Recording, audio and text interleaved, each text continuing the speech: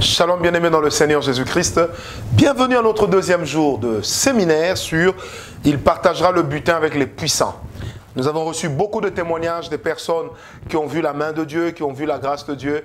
On a reçu des témoignages des gens pour lesquels la puissance de Dieu est descendue jusque dans leur chambre, dans leur salon. Vous savez pourquoi? Parce que Dieu, dans sa puissance, n'est pas limité par le temps, il n'est pas limité par l'espace.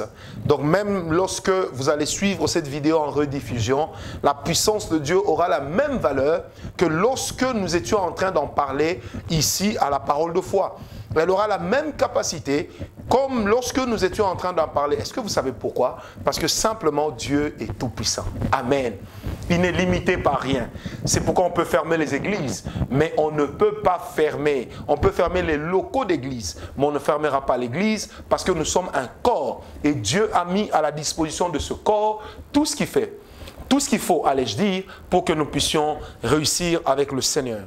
Il partagera le butin avec les puissants. Deuxième jour, Ésaïe 53, verset 12, la Bible dit, c'est pourquoi je lui donnerai sa part avec les grands. Il partagera le butin avec les puissants, parce qu'il s'est livré lui-même à la mort, et qu'il a été mis au nombre des malfaiteurs, parce qu'il a porté les péchés de beaucoup d'hommes, et qu'il a intercédé pour les coupables. Prions. Seigneur Dieu Tout-Puissant, que ta parole éternelle puisse s'adresser à quelqu'un. Que ta parole éternelle, mon Dieu, puisse faire du bien à une personne. Père, que tu fasses descendre ta capacité d'intervention dans la vie d'une personne. Nous nous présentons à toi comme étant des récipients de valeur. Au nom de Jésus-Christ, Amen. Que le nom du Seigneur soit glorifié. Amen. Vous savez, j'aimerais commencer par toute cette phrase. C'est que toute œuvre de puissance cause toujours des dégâts dans le camp adverse. Je répète, toute œuvre de puissance cause toujours des dégâts dans le camp adverse. À cela, je voudrais dire Amen. Alors, aujourd'hui, nous allons voir un petit sous-thème, 7 manières d'être puissant selon Dieu. 7 manières ou 7 façons d'être puissant selon Dieu. Je voudrais dire déjà qu'il y a 3 manières d'être puissant. On est puissant selon Dieu, on est puissant selon les hommes, mais on est aussi puissant selon le diable. Je toucherai aussi puissant selon le diable. Qu'est-ce que ça veut dire? Et là, je parlerai également comment est-ce que le monde occulte considère leur puissant à eux. Et qu'est-ce qui les amène à être puissants? Vous allez découvrir certaines choses, ça va vous horrifier, mais le but, ce n'est pas que vous soyez horrifiés. Le but sera que vous puissiez réaliser qu'au-delà de tout, vous avez obtenu de Dieu une capacité qui va au-delà. Amen. Alors, la première manière d'être puissant selon Dieu, c'est être comme Dieu est au ciel. Maintenant, vous devez l'être sur la terre. Je reprends, c'est être comme Dieu est au ciel. Mais vous devez l'être sur la terre. Ça veut dire, vous devez avoir la capacité d'opérer comme Dieu. Bien-aimés, lorsque vous prenez Genèse 1, versets 26, 27, 28, vous allez remarquer qu'en créant l'homme, Dieu ne l'a pas créé pour seulement qu'il soit un adorateur. Mais Dieu a créé l'homme pour que cet homme puisse assurer non seulement la survie de la nature, mais surtout pour que cet homme puisse assurer la continuité de la divinité sur la terre. Ça veut dire autant Dieu opère dans le ciel, autant l'homme doit opérer sur la terre. Bien-aimé, moi j'ai toujours cru, et je crois en cela, que lorsque Dieu dit « créons l'homme à notre image, à notre ressemblance », quand la Bible dit « il le créa », la Bible n'est pas seulement en train d'anticiper sur l'avènement prochain de l'homme sur la terre, mais la Bible est claire. Quand Dieu a dit une parole « créons l'homme », l'homme a commencé à exister en Dieu comme étant un esprit vivant.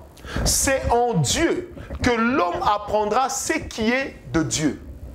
Est-ce qu'on me comprend? C'est en Dieu que l'homme apprendra ce qui est de Dieu. Je voudrais ouvrir une parenthèse pour vous qui me suivez. N'allez pas chercher à servir Dieu avec des choses qui ne sont pas de Dieu.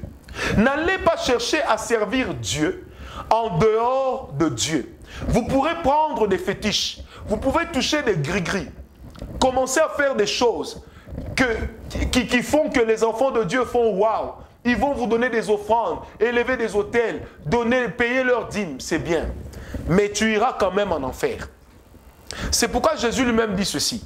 Plusieurs diront, mais nous avons servi, nous avons guéri les malades en ton nom.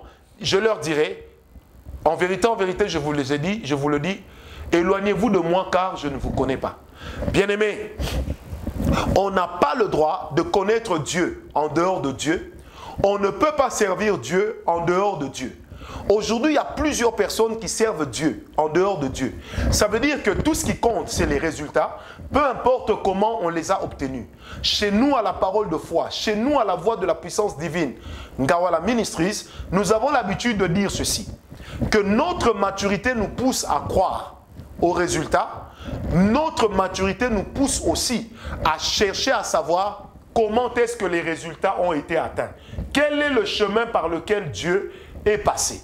Parce que nous ne croyons pas au coup du Big Bang, mais nous croyons à un cheminement par lequel Dieu nous amène jusqu'à faire triompher sa puissance ou jusqu'à démontrer sa gloire. Parce que Dieu ne peut pas partir de rien. Non, Dieu part toujours de quelque chose. Même dans la création, il dit « Créons l'homme à notre image, à notre ressemblance ». Il le crée, il le garde d'abord en lui. Dans Genèse 2, verset 7, la Bible dit « Dieu fit un amas de terre. Il souffla dans les narines de ce corps et celui-ci devint une âme vivante. » Donc vous allez remarquer que Dieu a libéré l'homme de lui. Or, Job pouvait dire, en réalité, l'homme c'est l'esprit. Amen. L'homme c'est l'esprit. Donc c'est pour dire que ce que nous appelons homme, c'est la partie de notre être qui est d'abord venue de Dieu. C'est avec cette partie-là que Dieu va continuer à dealer jusqu'à la fin des temps et même après. Ce ne sont pas avec ces corps que nous allons entrer au ciel. Ces corps n'iront pas se prosterner devant le trône de Dieu. Mais notre esprit, nos âmes iront se prosterner devant le trône de Dieu. Pourquoi? Parce que nos esprits connaissent Dieu. Est-ce que quelqu'un m'a compris? C'est pourquoi le Kelet pouvait dire que Dieu a mis dans l'homme la pensée de l'éternité. Nous sommes des êtres éternels par essence. Parce que nous avons été créés dans l'éternité et nous avons été créés pour l'éternité. Amen. Alors ne sers pas Dieu en dehors de Dieu parce que Dieu a déjà prévu que tu le serves en lui-même et que tu le serves par lui-même. Et Dieu se laisse découvrir par qui le cherche. Donc tu ne peux pas aujourd'hui être comme Dieu est au ciel, que toi tu le sois sur la terre, lorsque tu n'as pas appris à connaître réellement qui est Dieu. Lorsque tu n'as pas appris à comprendre certaines petites choses de Dieu. Parce que Dieu n'est pas une théologie, Dieu n'est pas une théorie, Dieu n'est pas un théorème. Pour que tu apprennes à le connaître, à le comprendre et que tu établisses un schéma pour arriver chez Dieu. Non. C'est comme ça que dans Ésaïe 45, le prophète Ésaïe pouvait dire, Seigneur, tu demandes à Israël de te chercher. Pourtant, tu es un Dieu qui se cache, vers le verset 19. La Bible dit, l'Éternel retorqua pour dire, certes, je me cache, mais ce n'est pas en vain que j'ai demandé à la nation d'Israël de me chercher. S'il me cherche de tout son cœur, je me laisserai trouver. Bien-aimé, l'alliance avec Dieu est d'abord une affaire de cœur. L'alliance avec Dieu est une affaire d'esprit. Alors, pour être comme Dieu, opérer comme Dieu, il faut d'abord connaître Dieu. Il faut avoir une intimité avec Dieu. Il faut avoir une vie cachée avec Dieu. Il faut avoir une vie dans le privé avec Dieu. Tu ne peux pas servir Dieu. Tu ne peux pas prétendre opérer comme Dieu alors que tu n'as pas de vie secrète avec Dieu. Le danger de ne pas avoir une vie secrète avec Dieu, c'est que même quand tu as des résultats, tu n'es pas sûr de la source de ces résultats. Tu n'es pas sûr que c'est Dieu, c'est de Dieu. N'oubliez pas que la Bible dit ceci, que même Satan se transforme en ange de lumière. Bien-aimé, qu'est-ce à dire? Ça veut simplement dire, mon ami, que si tu ne comprends pas bien les choses, parce que tu ne suis que les résultats, et que dans ton intimité avec Dieu, vous n'êtes pas proche, méfie-toi des résultats que tu es en train d'avoir aujourd'hui. Peut-être que derrière ces résultats, le diable est derrière. Je ne crois pas en la puissance de Dieu sans la sanctification. Je ne crois pas en la puissance de Dieu sans le caractère de ce qui est saint, parce que Dieu s'est présenté comme étant saint avant de se présenter comme étant le Tout-Puissant. Amen. Et la plus grande révélation que Dieu donne à l'homme de sa personne, c'est la révélation de sa sainteté. C'est pourquoi je voudrais te dire, à toi qui me suis en ce moment, privilégie ton intimité avec Dieu. Privilégie la nature de ta relation avec le Seigneur. N'hypothèque cela pour rien au monde. Plus tu découvriras Dieu, je dis bien, plus tu découvriras Dieu, plus Dieu te permettra de découvrir des mystères. Plus tu découvriras des mystères, plus tu seras à même et tu seras capable de commencer à opérer comme lui. Amen. Plus tu seras capable de commencer à opérer comme lui. Dans Jean 5, versets 16 et 17, la Bible dit, les Juifs ont commencé à poursuivre Jésus. Pourquoi? Parce qu'il faisait des miracles le jour du sabbat. À un moment, Jésus leur regarde et il leur répond, il dit, mon Père agit jusqu'à présent. Moi aussi, j'agis. Oh my God. Jésus voulait leur dire, je marche sur la terre, mes yeux sont au ciel. Et c'est la même chose que l'apôtre Paul va reprendre dans Colossiens 3. Que nous marchons sur la terre, mais nos yeux sont au ciel. Bien-aimés, pas parce que nous nous dédoublons, non, mais parce qu'une partie de nous est assise avec Jésus à la droite de Dieu le Père. Et là où nous sommes assis avec Jésus à la droite de Dieu le Père, à cet endroit-là précis, le Seigneur Jésus s'adresse à nous. À cet endroit précis, nous voyons ce qu'il fait. Est-ce que je peux vous révéler quelque chose? L'une des manières d'opérer dans les miracles, d'opérer dans la guérison divine, si votre esprit a déjà vu la personne être guérie à l'intérieur, bien aimé, dans la chair, vous manifesterez la guérison facilement. C'est même en ça que la prophétie et la vision deviennent des vecteurs ou des canaux de puissance dans la vie de l'homme. Donc si je tombe sur un paralytique, bien aimé, dès que je vois dans mon esprit que le paralytique a marché, je comprends que mon Père au ciel a déjà opéré pour sa guérison, a déjà opéré pour ce miracle. Qu'est-ce que moi je ferai? Je parlerai comme Pierre, ce que j'ai, je te le donne au nom de Jésus, lève-toi et marche. Pierre voulait dire quoi? C'est que Jésus au ciel t'a déjà fait marcher. Jésus au ciel t'a déjà guéri du Covid. Jésus au ciel t'a déjà guéri du sida. Jésus au ciel t'a déjà guéri de cette maladie pour laquelle tu n'as pas l'argent pour acheter les médicaments. Une fois que je vois au ciel une lettre de faveur, une fois que je vois au ciel une opération de miracle, mon Père est en train d'agir jusqu'à présent. Qu'est-ce qui me restera à faire? J'agirai aussi. C'est pourquoi la Bible dit, ceux du peuple qui connaîtront leur Dieu agiront avec fermeté. Lorsque j'ai une relation d'intimité avec Dieu, cette relation d'intimité avec le Seigneur me pousse à travailler pour le Seigneur. Cette relation d'intimité avec le Seigneur m'ouvre l'œil spirituel et me permet de voir ce que Dieu fait. Opérer comme Dieu. C'est comme ça que je peux me tenir dans une salle de 8000 personnes, comme c'était le cas au Zénith, et dire Dieu va toucher 700 personnes, Dieu va toucher 3000 personnes, Dieu va toucher autant. Dieu le fait, pas parce qu'il nous est soumis, non, mais qu'est-ce qui nous permet de faire ces déclarations? Parce que dans l'esprit, j'ai vu le Père le faire, alors dans la chair, j'ai déclaré. Je déclare ce que je vois dans mon esprit. Je déclare ce que je sens dans mon esprit. Quand je me tiens sur la chair et que je dis qu'aujourd'hui, Dieu va guérir telle maladie, telle maladie, telle maladie, ce n'est pas seulement parce qu'il me l'a dit, mais c'est d'abord simplement parce que je l'ai vu le faire. Une fois que mon œil de l'esprit a vu Dieu le faire, dans le monde de la chair, Dieu le fera. Je prêterai ma bouche à l'information du ciel, ma bouche prendra l'information du ciel, l'amènera sur la terre, et cela va s'opérer.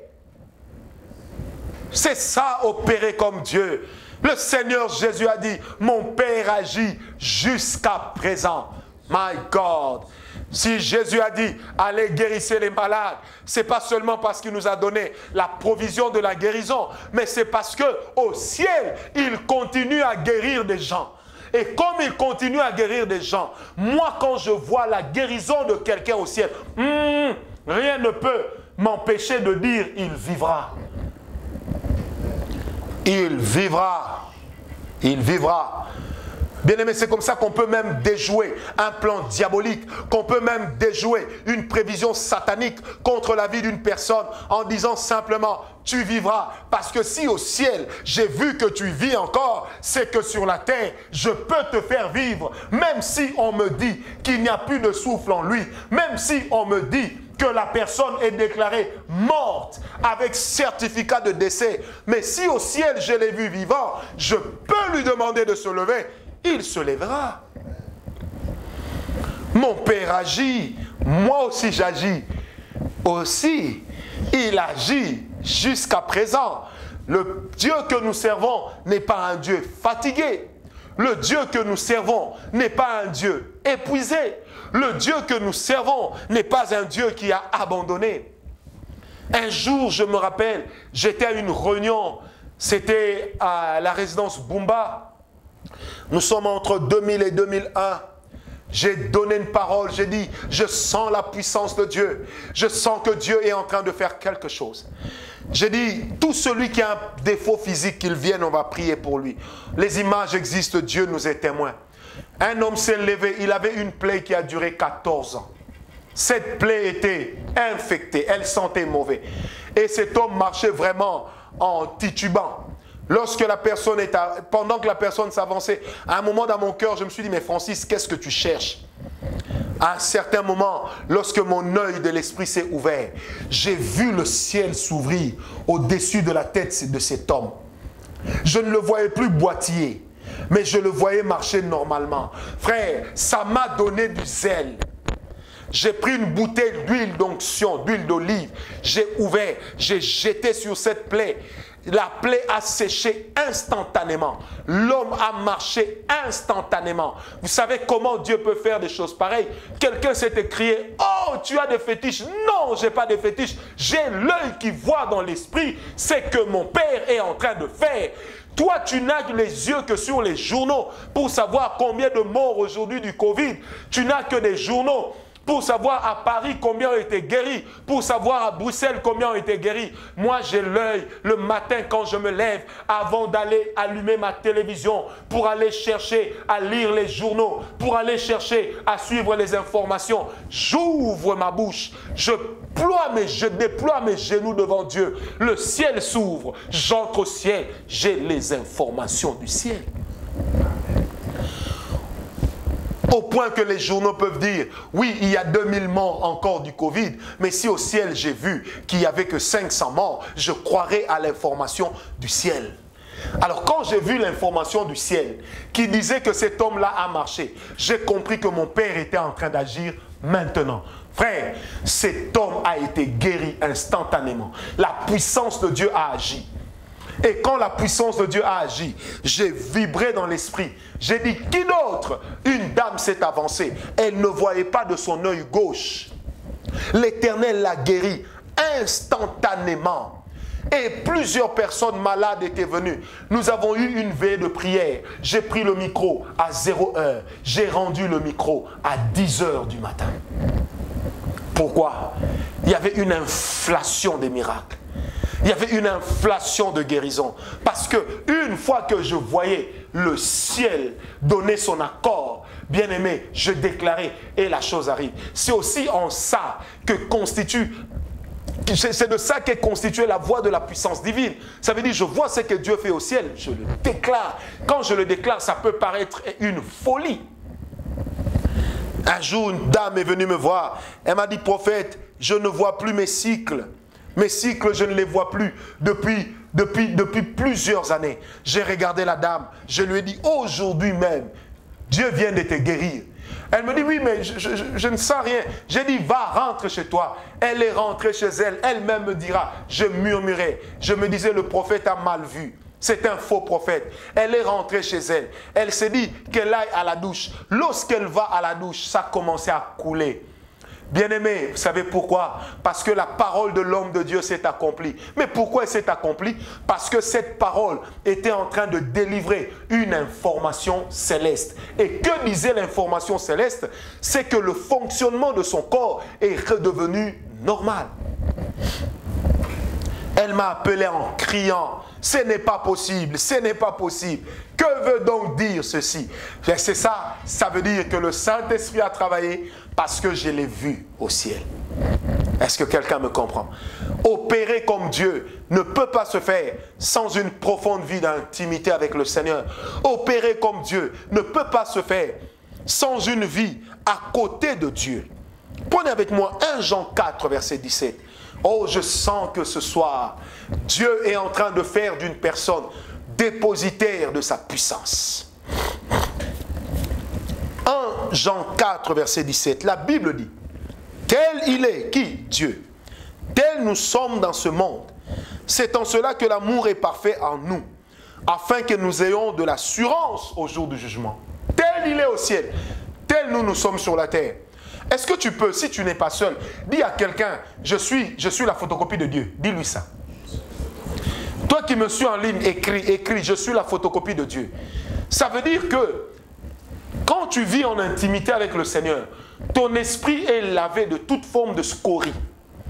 Tu atteins une dimension où quand le Seigneur te regarde, il se voit en toi. Est-ce que je peux te dire quelque chose? Si le Seigneur se voit en toi, maintenant, toi, quand tu entres dans la présence de Dieu, dans chaque vision que tu reçois, ce que tu vois de Dieu, en réalité, c'est ce qui est en train de se passer en toi. C'est pourquoi tel Dieu est au ciel, tel nous sommes sur la terre. C'est comme ça que dans 2 Corinthiens 3, verset 18, l'apôtre Paul pouvait se permettre de dire que nous tous qui donc, à visage découvert, adorons le Seigneur, nous sommes transformés par la même image, de gloire en gloire, par le Seigneur, l'Esprit.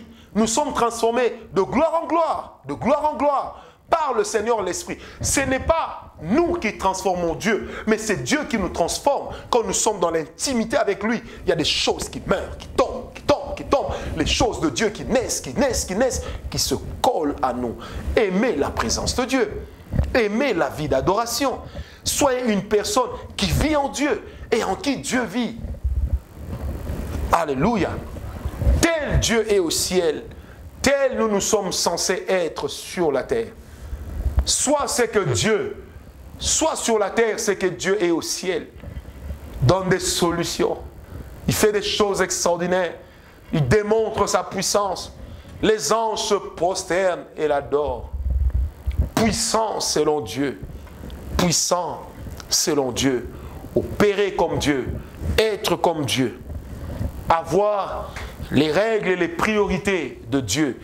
Deuxième manière d'être puissant selon Dieu, c'est être comme Dieu en sainteté. Bien-aimé, à plusieurs reprises, la Bible dit, soyez saints comme moi, l'Éternel, votre Dieu, je le suis. Oh, bien-aimé, on ne peut pas être comme Dieu sans être saint comme Dieu. Vous savez, la seule chose que Dieu demande à l'homme, en disant, fais-le comme moi, et Dieu le dit de sa propre bouche, c'est lorsqu'il parle de sa sainteté. Vous savez, la sanctification, c'est un cheminement qui nous amène vers l'état de sainteté. Je répète, la sanctification, c'est un cheminement qui nous amène vers l'état de sainteté. Au fur et à mesure que je suis en train d'avancer vers Dieu, au fur et à mesure que je suis en train de me débarrasser du péché et de la vie du péché, au fur et à mesure également que le Seigneur est en train de me oindre, que le Seigneur est en train de me rendre saint. Et une fois que j'apprends à marcher dans la sanctification, j'ai le droit d'être appelé saint. Vous savez, je me souviens encore de l'apôtre Pierre, Paul, dans la Bible, qui dit « Saluez pour moi tous les saints ». Peut-on aujourd'hui dire de nos fidèles, peut-on aujourd'hui dire de nos pasteurs, peut-on aujourd'hui dire de nos prêtres, qui sont tous des saints? Vous allez remarquer qu'aujourd'hui, même au milieu des enfants de Dieu, on préfère dire vieux Michael, on préfère dire petit hardi. Pourquoi? Parce que les gens, quand ils se regardent, quelquefois, ils ne se sentent pas saints. Ils ne se savent pas saints. Retournons à la sainteté de la Bible. Retournons à cette époque où les gens s'appelaient mon frère, ma soeur. Retournons à cette époque où les gens pouvaient dire, moi je suis Saint Dominique. Et toi tu es qui? Je suis Saint Francis. Et toi tu es qui? Je suis Sainte Nana. Frère, c'est possible. Pourquoi est-ce que nous ne le disons plus aujourd'hui? Parce que simplement, nous sommes culpabilisés par la qualité de vie que nous menons. Quand on dit de toi tu es un saint, au fond de ton cœur, c'est que tu as fait hier la nuit avec le mari d'autrui, reviens. C'est que tu as fait hier la nuit avec la femme d'autrui, reviens. C'est que tu as fait hier avec cette fille, ça revient. Alors tu as honte, tu as honte, tu as honte. Bannis la honte, vis dans la sanctification. Je ne parle pas de cette sanctification qui consiste à dire aux autres que tu iras en enfer pendant que toi-même tu es mauvais comme il n'est pas permis. Pendant que toi-même tu fermes les portes aux autres. Pendant que toi-même tu appelles des pasteurs pour dire « Frère, enlève cette photo sur laquelle j'étais avec le frère Dominique. Il a une mauvaise presse, je ne veux pas que les gens me voient avec lui. » Frère, la sanctification, ce n'est pas de t'abstenir d'être vu avec un païen. Mais la sanctification, c'est que tu restes pur même quand tu es avec un païen. Ne racontons pas d'histoire, nous ne sommes pas des pasteurs de Facebook, nous ne sommes pas des prédicateurs des réseaux sociaux. Non, nous sommes des prédicateurs de la parole de Dieu. De la parole de Dieu, ma foi.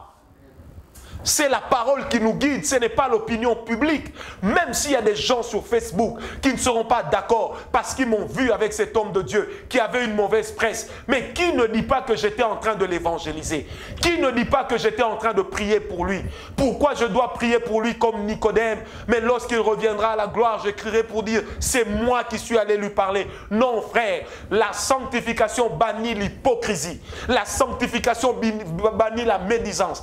La sanctification, c'est le fait de vivre en s'abstenant du péché. Mais quand tu es hypocrite, tu es autant pécheur. Même quand tu parles de la sanctification, tu n'es qu'un pécheur. Combien d'entre nous ne prêchons pas la sanctification, mais nous sommes orgueilleux. La bénédiction de l'autre nous fait du mal. La popularité de l'autre nous dérange. Tu te dis pourquoi seulement lui? Pourquoi pas moi? Pourquoi seulement lui? Tu veux que la terre tourne autour de toi. Frère, ça peut nous arriver à nous tous. Faisons très attention. Marchons dans la sanctification. Oh, la Bible dit, sanctifiez-vous. Parce que sans la sanctification, frère, nous ne verrons pas Dieu. Ce ne sont pas les paralytiques que nous faisons marcher qui vont intercéder pour que nous entrions au ciel. Mais c'est la nature de la sainteté qui va intercéder pour que nous allions au ciel. Tu peux pas être puissant selon Dieu lorsque tu ne remportes pas le combat contre le péché. Si tu remportes le combat contre le péché, Dieu commence à te considérer comme un homme puissant. Oh frère, ce n'est pas facile de s'abstenir du péché. Dieu a dit à Caïn, Caïn, le mal campe devant ta porte, domine sur lui. Mais quelques temps après, Dieu pose la question à Caïn, où est ton frère Abel? Caïn avait tué Abel. Il a résisté à la voix de Dieu. Il a laissé le péché dominer sur lui. Que dire de Judas? Jésus partage la Sainte Seine. Il arrive chez Judas, il dit, Judas, fais promptement ce que tu as fait. Judas sort, il va toucher 30 deniers, 30 pièces d'or. Il vend Jésus. Lorsqu'il voit Jésus mourir, il vient rendre la pièce, il se répand. Mais il ne se sanctifie pas, il va se suicider. Nous avons encore aujourd'hui parmi nous des Judas, nous avons parmi nous des Caïns. Oh Dieu merci, nous avons aussi parmi nous des Sauls de Tarse. Il a rencontré Jésus sur le chemin de Damas. Il n'a pas changé de destination seulement, mais il a changé de destin. Qu'il était, du meurtrier qu'il était, il est devenu l'évangéliste, au point que les gens disaient, mais n'est-ce pas lui qui châtiait l'église? N'est-ce pas lui qui tuait les chrétiens? Bien-aimés, que Dieu nous donne des Sauls de Tarse, à la place des Judas, à la place des Caïns. Bien-aimés, que dire de ce jeune homme qui a suivi Jésus? Il dit, maître, je voudrais aller avec toi. Le Seigneur lui dit, vends tout ce que tu as et suis-moi. La Bible dit, il s'en retourna avec un cœur meurtri, avec un cœur triste, mais il s'en retourna quand même. On ne marche pas avec Dieu parce que nous avons compassion de lui, mais on marche avec Dieu parce que nous avons la passion de sa personne. Je suis un passionné de Dieu. Que Dieu nous aide à marcher dans la sanctification. Que Dieu nous aide à nous abstenir de tout ce qui est péché. Parce que le péché aujourd'hui dans l'église, c'est seulement l'impudicité. L'adultère, non. Un menteur est un pécheur. Un hypocrite est un déséquilibré. Est-ce que quelqu'un me comprend? Celui qui vit dans la médisance, celui qui est toujours là à raconter du mal sur ses frères, à raconter du mal sur ses sœurs, il commet le péché comme celui qui est tombé dans l'impudicité. Celui qui est dans l'impudicité a péché contre son propre corps. Mais celui qui a menti, il a péché contre les autres. Celui qui a été hypocrite, il a péché et contre lui-même en détruisant la vérité et contre les autres, en les couvrant d'un mauvais témoignage ou d'une histoire qui est fausse. Bien-aimé, l'hypocrite pêche doublement. Il se souille, il souille l'autre. L'impudique aussi pêche doublement. Il se souille, il souille l'autre. Est-ce que quelqu'un m'a compris? Être comme Dieu, c'est avoir un cœur de compassion, non pas un cœur de condamnation. Bien-aimé, Dieu n'a donné à personne le ministère de la condamnation. Dieu nous a donné le ministère de la réconciliation. Nous refusons la loi, nous prêchons la grâce, mais nous développons un ministère de condamnation. C'est la loi qui condamne. La grâce pardonne. La grâce a de la compassion. La grâce aime passionnément. La grâce aime, je répète, passionnément. Et Dieu veut que nous puissions aimer avec sa grâce d'une manière passionnée. Lorsque j'apprends que mon frère est malade, que je prie pour lui en pleurant comme si je pleurais pour moi-même. Lorsque j'apprends qu'il y a un malheur qui a frappé une église au Sri Lanka, que je demande aux fidèles qui sont avec moi de se lever ou de s'agenouiller, d'implorer la grâce de Dieu. Frère, c'est aussi une manière de se sanctifier et de jeûner. Ressembler à Dieu. Prendre ses émotions, être habité par ses sentiments. Comment peux-tu être content quand ton frère tombe et tu dis que je suis saint? Non, tu n'es pas saint, tu es impropre. Comment peux-tu être content quand tu apprends que tel pasteur est tombé, il est dans l'impudicité? Frère, tu es un farceur, tu es un aventurier, tu n'es pas un saint. Pourquoi te faire passer pour un saint alors que tu mènes une vie vautrée dans le péché? Mais le péché, je répète, ce n'est pas que le sexe.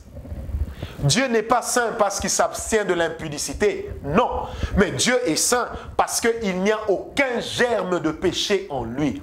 Il est donc impossible que Dieu pêche. Jésus a été tenté en toutes choses. Il n'a pas fléchi. Pourquoi? Parce qu'il était saint Jésus. Alléluia. Saint Jésus. J'aimerais qu'à la fin de cet enseignement, opérer comme mon Dieu, croître dans l'intimité avec Dieu. Mais j'aimerais également être plongé dans l'habit de sa sainteté. Être saint comme lui-même l'est.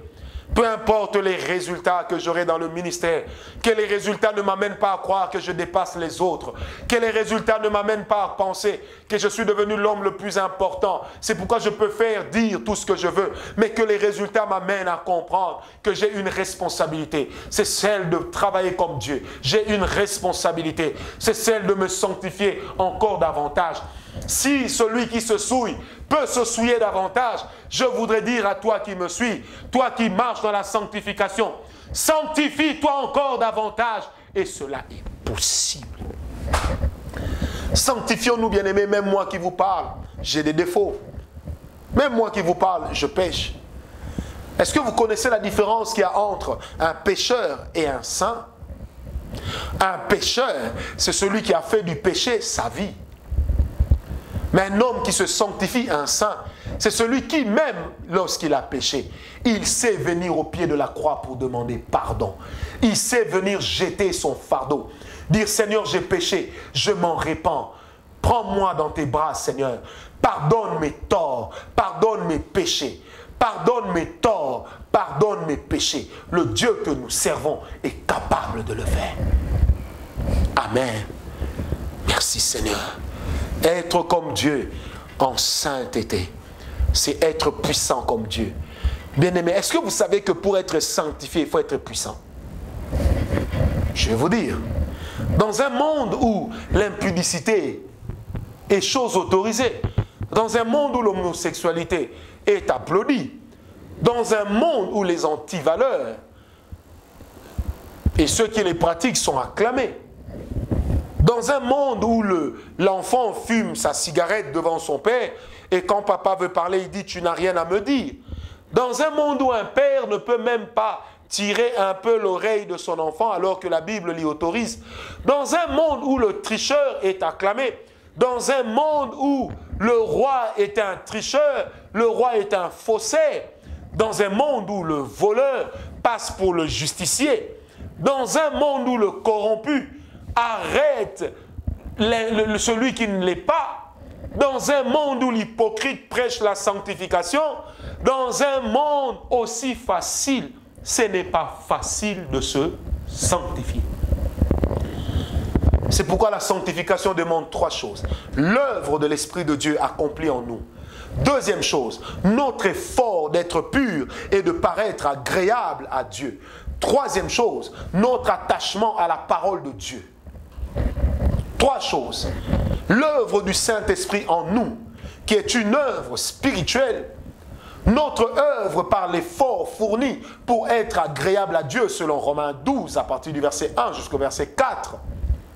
Ensuite, et après cela, c'est l'œuvre accomplie en nous par la parole de Dieu. Parce que Romains 15 dit que la parole de Dieu nous sanctifie. Lorsque nous sommes attachés au Saint-Esprit dans la prière, dans la relation d'intimité, nous sommes attachés à la parole de Dieu par la méditation. Nous la méditons jour et nuit. Nous faisons que cela forge notre pensée. Parce que le péché vient souvent de la pensée. Et lorsque l'homme vit avec la parole de Dieu influence ses pensées. Et quand ses pensées sont influencées, bien aimé, la saleté ne trouve pas de la place. Est-ce que quelqu'un me comprend? C'est l'effort que Dieu nous demande de fournir, l'œuvre humaine. C'est quoi l'œuvre humaine? Dire Seigneur, je voudrais être agréable. Offrir nos corps en sacrifice à Dieu, ce qui sera de notre part un culte bon, doux, agréable et parfait. Un culte auquel Dieu lui-même prend plaisir. Soyons purs. Soyons sanctifiés. Pourquoi, après avoir commencé par l'esprit, voulons-nous continuer par la chair? J'ai à cœur de le dire. On veut être puissant, mais on ne supporte pas que l'autre monte. On veut être puissant, mais on veut écraser. On veut souiller le témoignage de l'autre. Non, frère. Marchons dans la sanctification.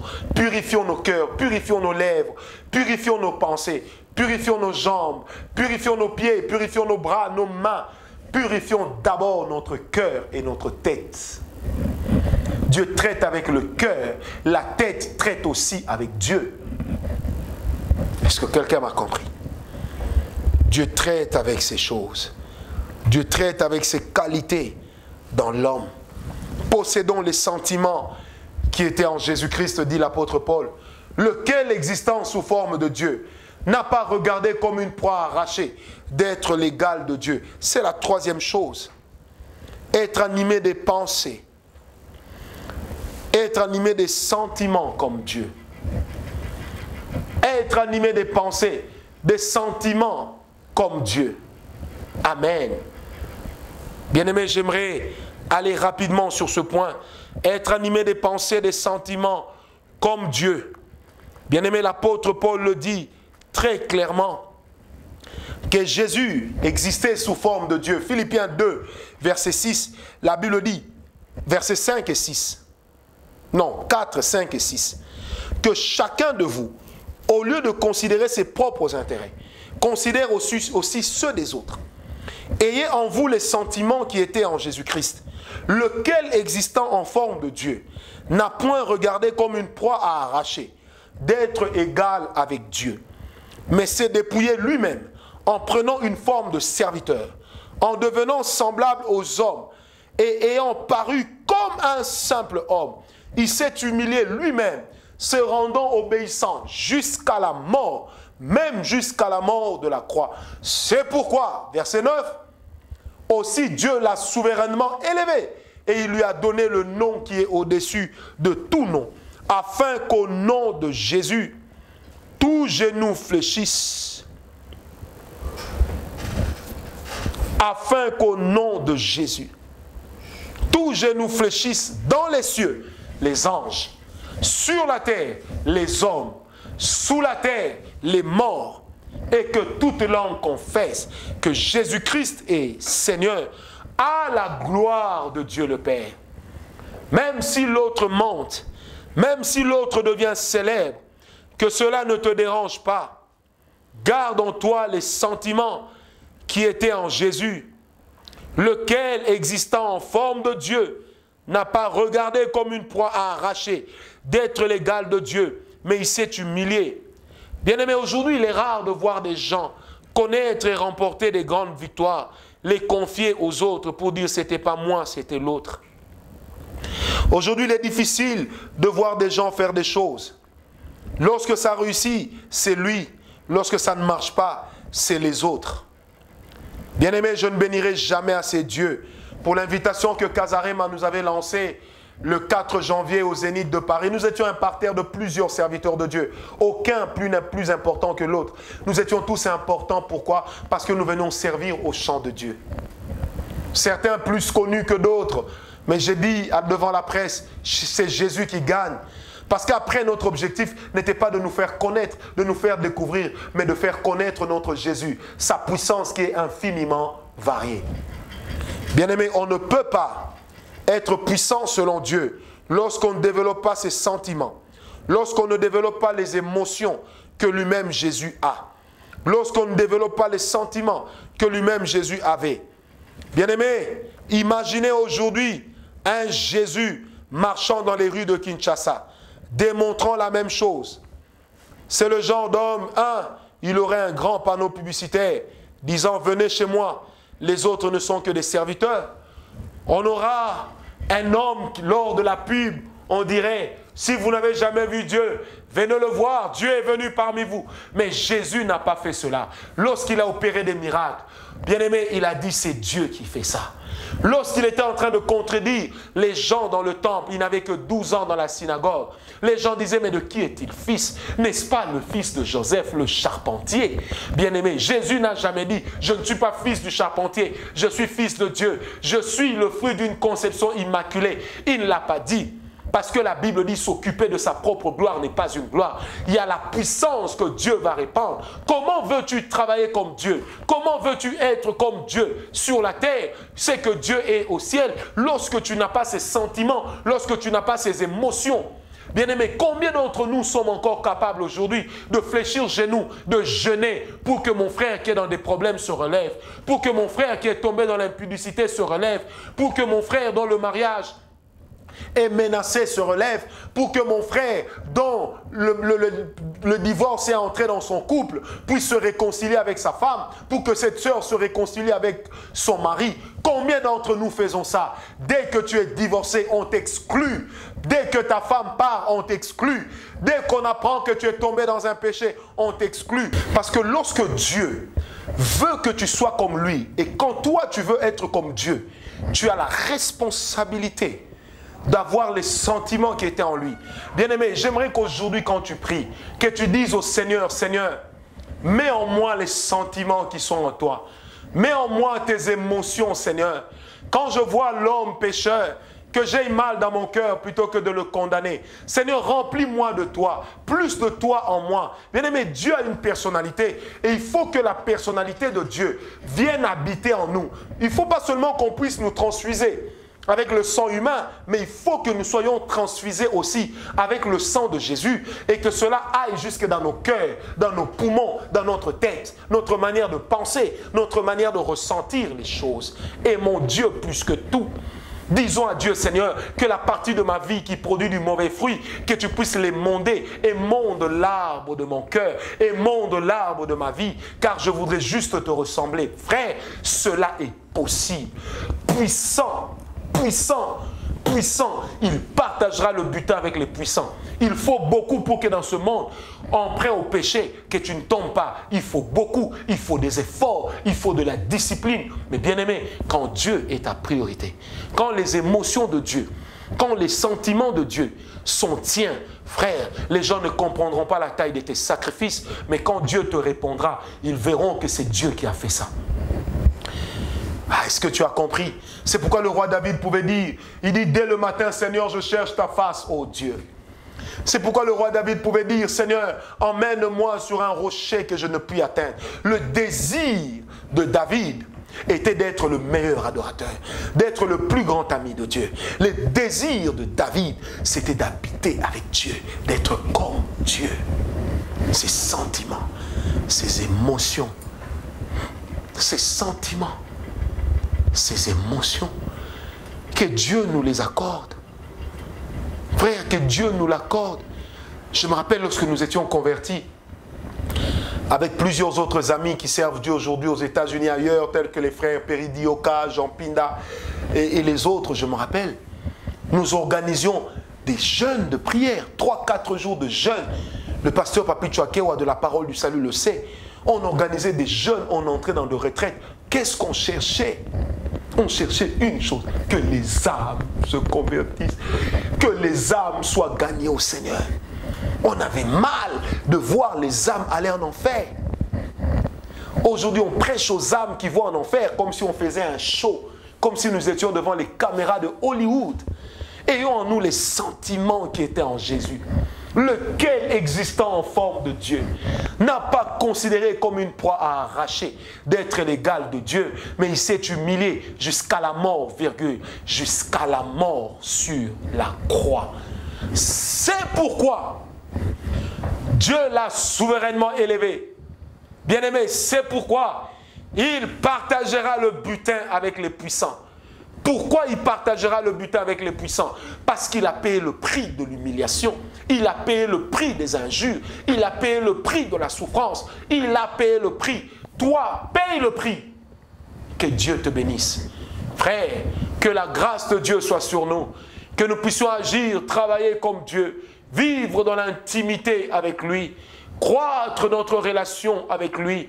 Devenir semblable à lui. Chaque jour que quelque chose en moi meurt. Que quelque chose de Dieu vienne résider sur moi et en moi. Que l'Éternel fasse de moi l'aéroport sur lequel l'avion de la gloire, l'avion de la sainteté divine va atterrir. Que je sois un canal de bénédiction et non un fruit de scandale. Que Dieu fasse grâce au nom de Jésus. Que Dieu vous bénisse.